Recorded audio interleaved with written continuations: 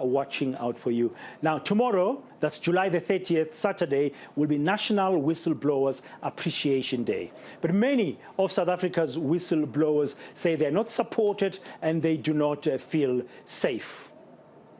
Now, I'm joined here by Cynthia, one of the whistleblowers of the country, just to talk to us about the experience with this. Cynthia, ahead of this day, can I just start here overall? What do you think South Africans should be doing to support whistleblowers? Thank you very much, Dan, for having me. I believe that South Africans really need to stand up and support whistleblowers.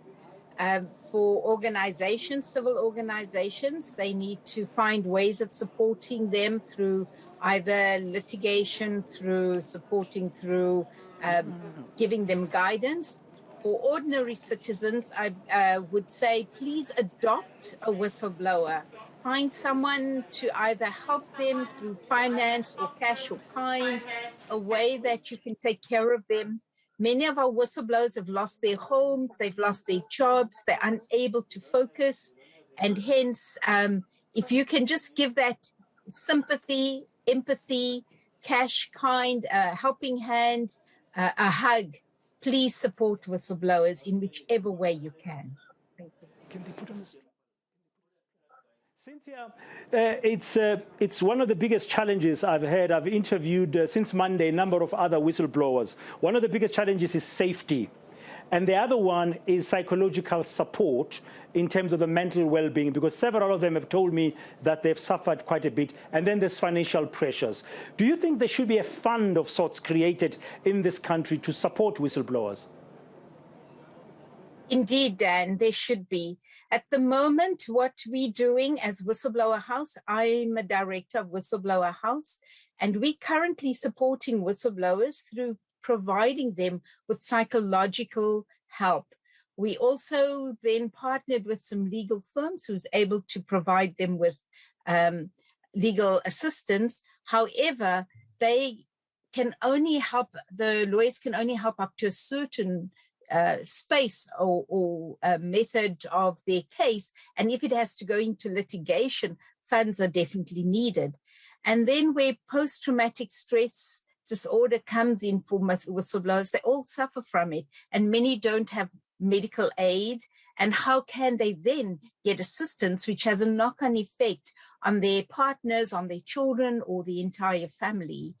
And they all suffer financial detriment in that they lose their jobs, unable to find work, and with that, unable to pay their bills, they lose their homes, their cars, etc. So yes, I agree totally. There should be a whistleblower fund set up.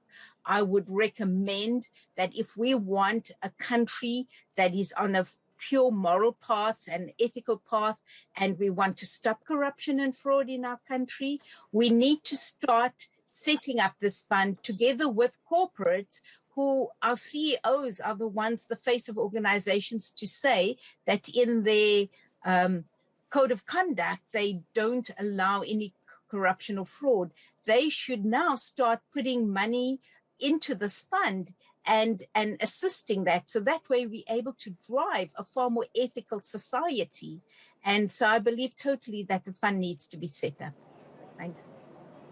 Now, I mean, you as a former SAA, South African Airways treasurer, blowing the whistle must have taken a lot of guts and courage. I guess your story will be similar in a way as the other whistleblowers I have spoken to. But some of them, besides financial support, have mentioned that if the law could be changed and the law could be used in a way to protect whistleblowers better, it would be good. Would you subscribe to a new form of legislation that openly and clearly articulates how whistleblowers should be protected? Indeed, Dan. Our current Protected Disclosures Act is insufficient and it has many shortcomings. It states that there should be no detriment to your occupation, yet every whistleblower suffers the loss to their occupation. And as we've seen in this past week with the case of the public protector, whistleblowers are being victimized and really being challenged on on their own personal ethics and values that they've put forward. So it means that that Protected Disclosures Act is not helping. You should be protected. You should not lose your job. You should be able to have equal legal assistance the way the organization has. And that way you're able to fight your case effectively. And there should not be any victimization once you've whistleblown and until the investigations are complete. But as we've seen, the whistleblowers immediately get suspended or dismissed, and you have to now come back and defend yourself at your own cost. And it's those type of shortcomings that needs to be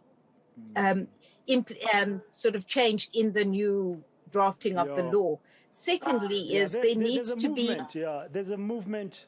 Sorry, Cynthia, to come in there. There's a movement globally currently in many countries, not just South Africa, to really ramp up or enhance support for whistleblowers. With the last minute or so we've got left, I need to ask you a personal question, which I did with the previous whistleblowers I've spoken to on ENCA this past week since Monday. How are you personally doing now? And safety-wise, are things okay with you?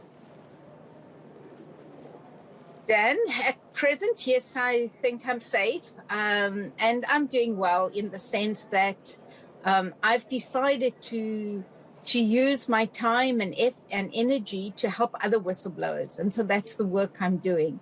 Because I realize that there is not enough effort being done to support whistleblowers. So that gives me great pleasure to know that I can at least assist. Okay.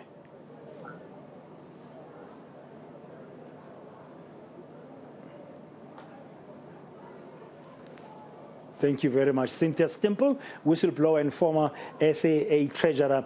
Thank you for your time here this afternoon on ENCA DSTV Channel 43. We've been building up this past week to tomorrow. Masiko, you don't know if you're aware, but you know it's the International Whistleblower Appreciation Day, the 30th of July.